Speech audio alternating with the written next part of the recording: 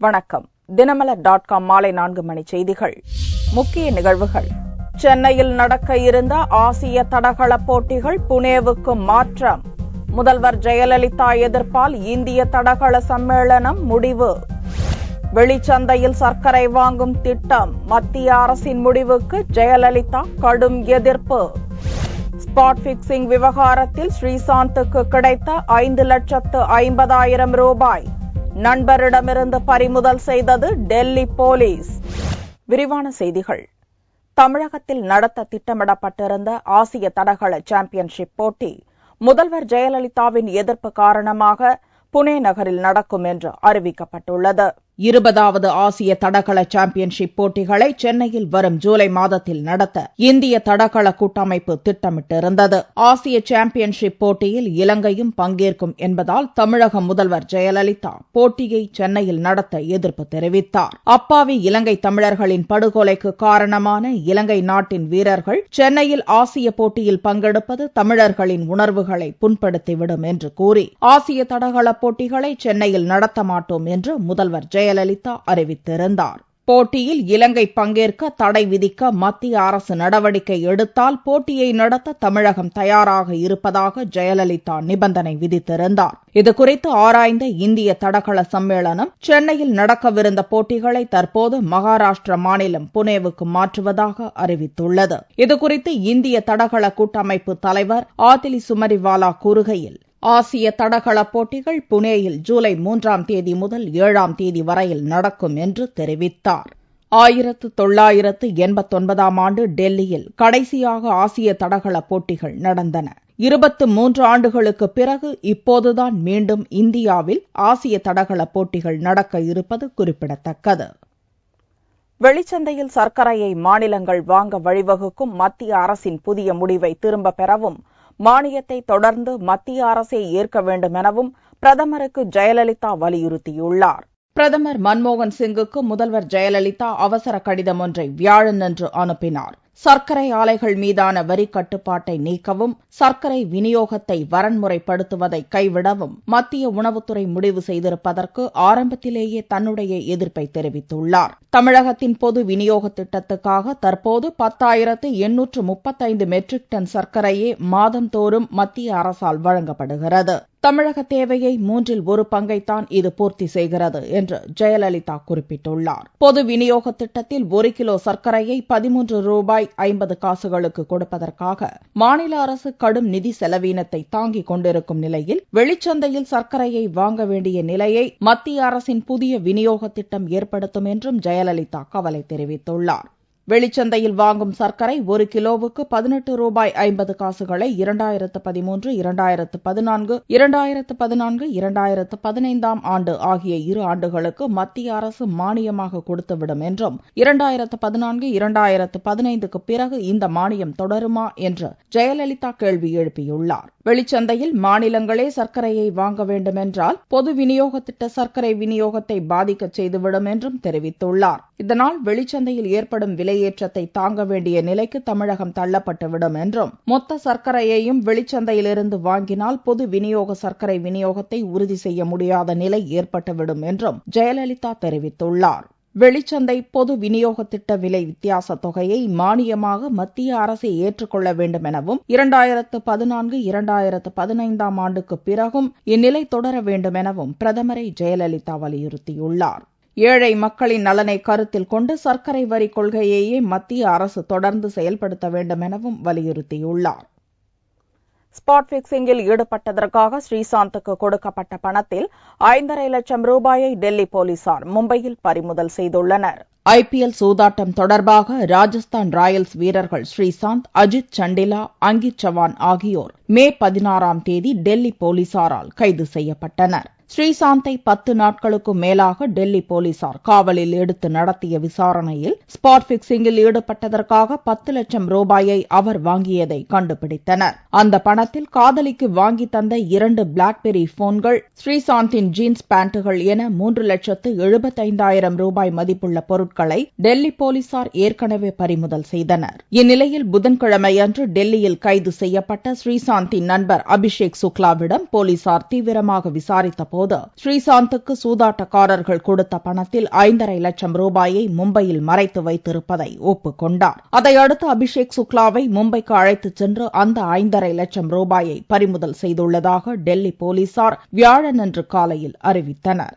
ஸ்ரீசாந்த் 16ஆம் தேதி கைதானதும் அவர் தங்கியிருந்த மும்பை ஹோட்டலில் இருந்து அனைத்து பொருட்களையும் எடுத்துச் சென்று விடும்படி அபிஷேக் சுக்லாவிடம் சூதாட்ட புரோக்கரும் கேரள கிரிக்கெட் வீரருமான ஜிஜு ஜனார்த்தனம் கூறியதன் தொலைபேசி உரையாடலை போலீசார் இடைமறித்து கண்டுபிடித்தனர். அதன் அடிப்படையில் ஆதாரங்களை அழித்ததாகவும் கிரிமினல் சதியில் ஈடுபட்டதாகவும் அபிஷேக் சுக்லாவை டெல்லி போலீசார் கைது செய்தனர். இந்நிலையில் அபிஷேக் சுக்லாவின் ஜாமீன் மனுவை விசாரித்த டெல்லி சாகத் நீதிமன்றம் அவரை ஜாமீனில் விடுவிக்க உத்தரவிட்டது.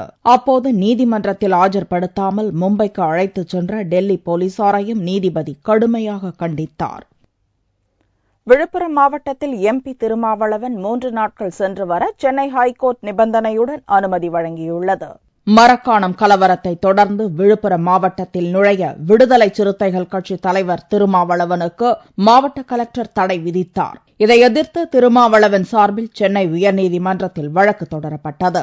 இம்மனு மீதான விசாரணை நீதிபதி சசிதரன் முன்னிலையில் விசாரணைக்கு வந்தது. சிதம்பரம் லோக்சபா தொகுதியில் போட்டியிட்டு எம்பியாகியுள்ள திருமாவளவன் தனது தொகுதிக்கு பார்லி மேம்பாட்டுக் குழு வருவதால் தான் செல்ல அனுமதிக்க மனுவில் கோரியிருந்தார். இதையடுத்து பார்லிமெண்ட் குழு வருகை தரும் 3 நாட்களுக்கு மட்டும் திருமாவளவன் தனது தொகுதிக்கு செல்ல நீதிபதி சசிதரன் அனுமதி வழங்கினார். திருமாவளவன் விழுப்புரம் மாவட்டத்தில் போகக்கூடாது அப்படின்னு சொல்லிட்டு விழுப்புரம் மாவட்ட கலெக்டர் 144(1) சிஆர்பிசி பிரகாரம் ஒரு தடை உத்தரவு பிறப்பிச்சிருக்காரு. பார்லிமெண்டரி கமிட்டி லோக்சபா ஸ்பீக்கர் நான் நியமித்த கமிட்டி இந்த 28 கொச்சியில் ஸ்டார்ட் பண்ணி இன்னைக்கு நம்ம சிதம்பரம் கான்ஸ்டிடுவன்சி நாகப்பட்டினம், சிதம்பரம், காரைக்கால் பகுதிகளை விசிட் பண்ணுறாங்க.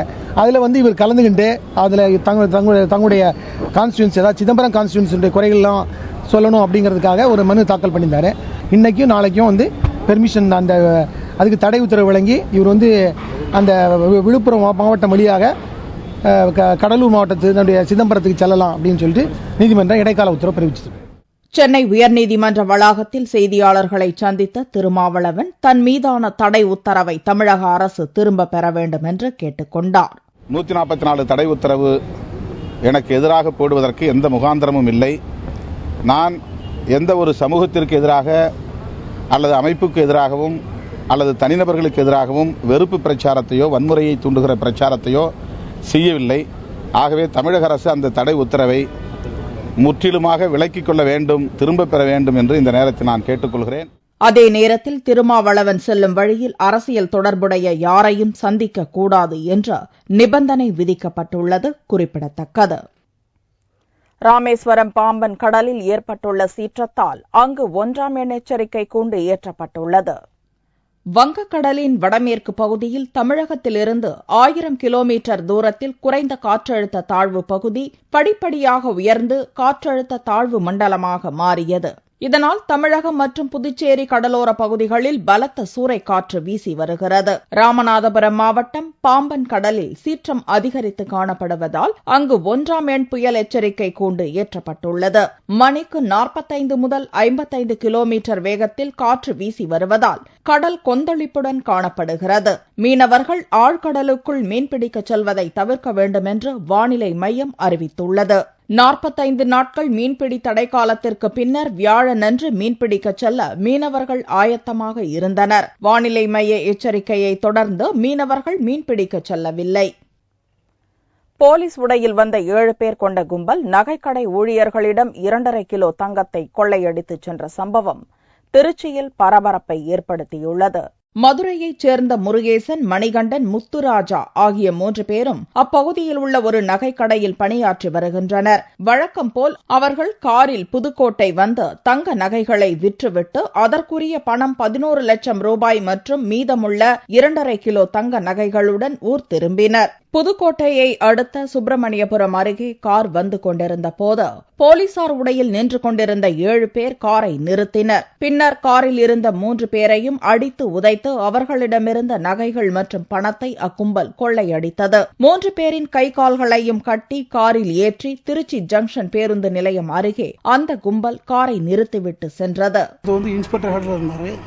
இன்னொருத்தர் சபாரிட்டர் வந்தார். போலீஸ் வண்டி டீ போடு வண்டி அவள் வந்தது. என் சங்குன்னு அறுத்து புரியும் கைதுன்னு சொல்லி மிரட்டினான். இப்படி ஒவ்வொரு இடமா தள்ளிட்டு வந்து இங்கே 10 நிமிஷம் வண்டியை கழுவுனா. அங்கே சுற்றியில் வண்டியை கைது இல்லாமல் கழுவுனா. கழுவிட்டு 10 நிமிஷம் கழிச்சு சாவியை கொண்டு போயிட்டாங்க. அதுக்கு போது நாங்கள் ஒரு டிரைவர் நம்ம மால் திறந்து கத்தினார், வெளியே காப்பாற்றுங்க கத்தும் போது யாரும் வரமாட்டார். அப்புறம் ஒரு டிரைவர் வந்து அவர் காரில் கட்டப்பட்ட நிலையில் கிடந்தவர்கள் குறித்து தகவல் அறிந்த கண்டோன்மென்ட் போலீசார் 3 பேரையும் விடுவித்தனர். இச்சம்பவம் குறித்து வழக்கு பதிவு செய்துள்ள போலீசார் 3 பேரிடம் தீவிர விசாரணை மேற்கொண்டு வருகின்றனர். போலீசாரையும் வலைவீசி தேடி வருகின்றனர். பிரிட்டிஷ் நிலவியல் தொல்பொருள் ஆய்வாளர் ராபர்ட் ப்ரூஸ் புட் கண்டுபிடித்த பழைய கற்கால கல்லாயுதங்கள் எழும்பூர் அரசு அருங்காட்சியகத்தில் பொதுமக்களின் பார்வைக்காக காட்சிப்படுத்தப்பட்டுள்ளன. பிரிட்டிஷ் நிலவியல் வல்லுநரும் தொல்பொருள் ஆய்வாளருமான ராபர்ட் ப்ரூஸ் புட் தமிழகத்தில் இந்திய நில பொதியியல் மதிப்பீட்டுக்காக பழங்கற்கால தொல்லியல் ஆய்வுகளை செய்தார். ராபர்ட் ப்ரூஸ் புட் சென்னையில் கற்கால கல்லாயுதங்கள் கண்டுபிடித்ததின் 150ஆம் ஆண்டு விழாவை முன்னிட்டு சென்னை எழும்பூர் அரசு அருங்காட்சியகத்தில் பொதுமக்கள், மாணவர்கள் தெரிந்து கொள்வதற்காக சிறப்பு கண்காட்சி ஏற்பாடு செய்யப்பட்டுள்ளது. முன்னோர்களுடைய பயன்படுத்திய கருவிகளை பார்க்கும்போது நம்ம வியப்பா இருக்குது. நம்ம இரும்பு தோண்டாத காலகட்டத்தில், அது முந்தைய வரலாற்று காலகட்டத்தில் எப்படிலாம் யூஸ் பண்ணாங்க, ஒரு மண் வெட்டுறதுக்காக நம்ம மனிதர்கள், ஆதிகால மனிதர்கள் எப்படி யூஸ் பண்ணாங்க, அந்த மாதிரி கருவிலாம் நமக்கு நேரில் பார்க்க முடியாது. அதை இப்போ நம்ம அருங்காட்சியகம் 150 ஆண்டு விழா நம்ம ராபர்ட் ப்ரூஸ் அவர்கள் கண்டுபிடித்த ஆயுதங்களை வைத்து நம்ம தெரிஞ்சுக்கிறோங்க. இது நம்ம வரலாற்று, இது படிப்புக்கு ரொம்ப முக்கியத்துவமாக அமையுது. இந்த சிறப்பு கண்காட்சியில் பழைய கற்கால கல்லாயுதங்கள், இடைக்கால மற்றும் புதிய கற்கால கல்லாயுதங்கள் இடம்பெற்றதோடு சென்னை, சேலம், மைசூர், ஹைதராபாத், பெல்லாரி, பரோடா ஆகிய இடங்களில் கிடைத்த கல் ஆயுதங்களும் வைக்கப்பட்டுள்ளன. முந்தைய வரலாற்றின் மனிதன் கற்கருவிகளை உண்டாக்கி பயன்படுத்துதல், கற்கருவிகளை செதுக்குதல், கனி மற்றும் கிழங்குகளை தோண்டி எடுத்தல், விலங்குகளை வேட்டையாடுதல், உணவு தயாரித்தல் ஆகியனவும் இக்கண்காட்சியில் படங்களாக காட்சிக்கு வைக்கப்பட்டுள்ளன. இந்த கண்காட்சியில் பழைய கற்காலம், இடைக்கற்காலம் மற்றும் புதிய கற்கால கல்லாயுதங்கள் காட்சிக்கு வைக்கப்பட்டுள்ளன. இந்த ஆயுதங்கள் சுமார் 15 லட்சம் ஆண்டுகள் பழமையானவை என்று உறுதியாக கூறப்பட்டுள்ளது. இவை பொதுமக்களின் பார்வைக்காகவும் பள்ளி குழந்தைகளின் பார்வைக்காகவும் இங்கு கண்காட்சிக்கு வைக்கப்பட்டுள்ளது. இந்த சிறப்பு கண்காட்சி ஜூன் 6ஆம் தேதி வரை எழும்பூர் அருங்காட்சியகத்தில் நடக்கிறது. தங்கத்தின் விலையில் வியாழக்கிழமை அன்று ஒரு சவரனுக்கு 80 ரூபாய் அதிகரித்திருந்தது. ஒரு சவரன் தங்கம் 20,112 ரூபாய்க்கு விற்பனையானது. 1 கிராம் ஆபரண தங்கம் 2,514 ரூபாயாக இருந்தது. வெள்ளி 1 கிராமுக்கு 30 காசுகள் உயர்ந்து 46 ரூபாய் 80 காசுகளுக்கு விற்பனையானது. பார் வெள்ளியின் விலை 43,765 ரூபாயாக இருந்தது. கோவை மாவட்ட வேளாண் துறையினர் வழங்கிய தரமற்ற வெண்டைக்காய் விதையால் பெரும் நஷ்டம் ஏற்பட்டதாக மாவட்ட நிர்வாகத்திடம் விவசாயிகள் புகார் அளித்துள்ளனர். கோவையில் கலெக்டர் கருணாகரன் தலைமையில் நடந்த விவசாயிகள் முறையீட்டு கூட்டத்தில் விவசாயிகள் பலர் கலந்து கொண்டு கோரிக்கை மனுக்களை அளித்தனர்.